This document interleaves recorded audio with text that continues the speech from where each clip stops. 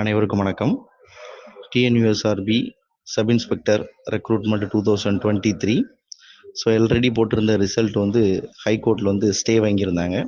So அதன் அடிப்படையில் இன்று 21/2/2025 அன்று 19/2/2025 அந்த கோர்ட்டில் நடந்த தீர்ப்பின் அடிப்படையில் ரிட் பெட்டிஷன் 28,656/2024 ஹானரபிள் ஹைகோர்ட்டோட டைரக்ஷன் அடிப்படையில் ஏற்கனவே பப்ளிஷ் பண்ணியிருக்கக்கூடிய ரிசல்ட்டை அவங்க கேட்டிருந்த ஆர்டர் படி 15 காலம் போட்டு டிஎன்யூஎஸ்ஆர்பி வெப்சைட்டில் பப்ளிஷ் பண்ணியிருக்கிறாங்க.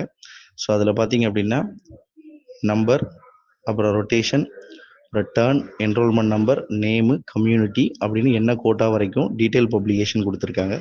ஸோ இது ஆல்ரெடி அவங்க பப்ளிஷ் பண்ணியிருந்தது தான், செலெக்ஷன் லிஸ்ட் மட்டும் போட்டிருந்ததை டீட்டெயிலாக இப்போ பப்ளிஷ் பண்ணியிருக்காங்க. So similarly open, department quota and police fire and rescue சர்வீசஸ்னு 1:1ங்கிற ரேட்டில் எப்படி எடுத்திருக்காங்கிறத ரிசல்ட் பப்ளிஷ் பண்ணியிருக்காங்க. ஃபைனல் ரிசல்ட் ஏற்கனவே 19/2/2025 ஹானரபிள் ஹைகோர்ட்டில் நடந்த இந்த கேஸுக்கான ஹியரிங்கில் கவர்மெண்ட் சார்பில் ஆஜரான பப்ளிக் ப்ராசிக்யூட்டர் 1300க்கும் அதிகமான வேக்கன்சியோட அடுத்த பப்ளிகேஷன் பண்ணுறதுக்கு இந்த கோர்ட்டோடைய ஆர்டர் தேவைப்படுது அப்படிங்கிறத சொல்லியிருந்தாரு.